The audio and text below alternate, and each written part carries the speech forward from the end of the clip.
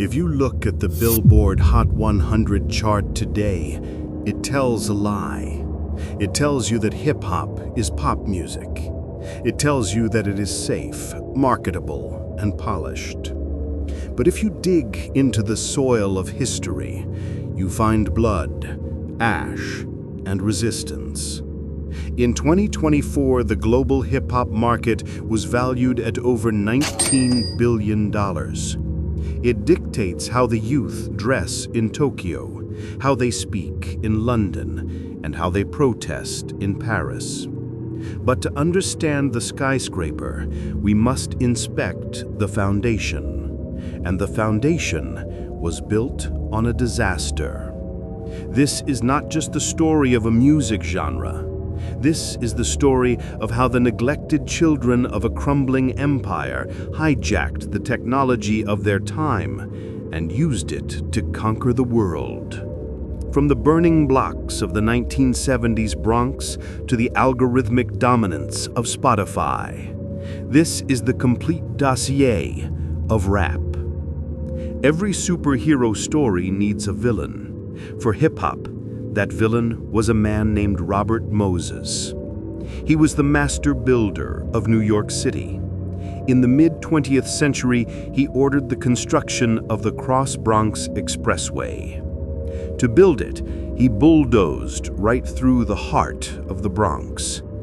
The data is chilling. Over 60,000 homes were demolished. 170,000 people were displaced. The rich left.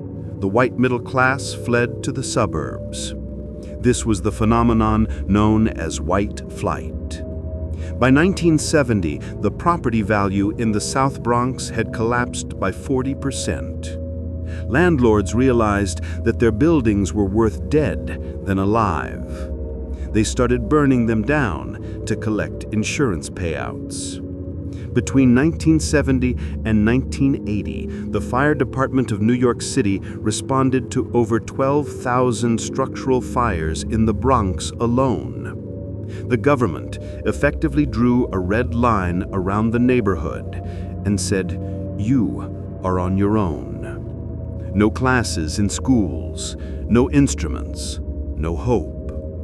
But necessity is the mother of invention. If you can't afford a drum kit, you use a turntable. If you can't sing, you rhyme. Out of this vacuum emerged three architects, the Holy Trinity. Number 1, Kool Herc, the father. On August 11th, 1973, at 1520 Sedgwick Avenue, he changed the physics of music. He realized that dancers sat down during the verses and only got up for the break, the percussion solo. He bought 2 copies of James Brown's records to loop that break continuously. This was the merry-go-round technique. He didn't play songs, he played energy. Number 2, Afrika Bambaataa, the unifier. A former warlord of the Black Spades gang. He saw the violence killing his community. He formed the Zulu Nation. He took the competitive energy of gang warfare and transferred it into breakdancing and DJ battles. He saved actual lives with a sound system. Number 3, Grandmaster Flash, the scientist. Herc was loud, Bambaataa was eclectic, but Flash was precise. He studied electronics. He invented the quick mix theory. He used a crayon to mark the vinyl so he could drop the needle on the exact beat with millisecond precision. He turned the turntable into a legitimate instrument, as complex as a violin. 1979 changed the economy forever. The Sugar Hill Gang released Rapper's Delight. Critics called it a novelty record, a joke. But the numbers didn't laugh. It sold 2 million copies. It proved that you could package the energy of a Bronx block party into 12 inches of wax and sell it to the world. But the sound was still disco. It was soft. Enter Rick Rubin and Russell Simmons. They founded Def Jam Recordings in an NYU dorm room. They stripped away the disco. They introduced the 808 drum machine. Listen to the difference. Run DMC and LL Cool J. The sound was hard, minimal, and aggressive. In 1986, Run DMC's cover of Walk This Way with Aerosmith broke the racial barrier on MTV. It was the first time rap entered the white suburban living room. That same year, they signed a $1.6 million deal with Adidas. The marriage between hip-hop and corporate America had officially begun. By the late 80s, the party was over. The crack epidemic was destroying American cities. Rap became the news reporter. On the East Coast, Public Enemy brought the noise. Their production team, the Bomb Squad, layered dozens of samples to create a sonic wall of anxiety. Chuck D's voice was the boom of authority. They were political revolutionaries. On the West Coast, the weather was sunny, but the reality was darker. NWA released Straight Outta Compton in 1988. They didn't want to change the world, they wanted to reflect it. The song Fuck the Police resulted in the FBI sending a warning letter to their record label, Priority Records. Think about that. A song by teenagers scared the Federal Bureau of Investigation. This era introduced the Parental Advisory sticker, a sticker that was meant to censor the music, but instead became a badge of honor that increased sales by 20 to 30%. For 20 years, hip-hop was a civil war between New York and Los Angeles. The East Coast had the lyrics, the West Coast had the funk. But at the 1995 Source Awards, a duo from Atlanta named Outkast was booed by the New York crowd.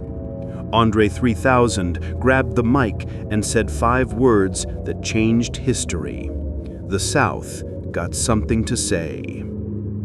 He was right. While the coasts were fighting, the South was cooking. From New Orleans came Cash Money Records. From Atlanta came Ludacris and T.I. They introduced a slower, bass-heavy sound. They introduced the trap.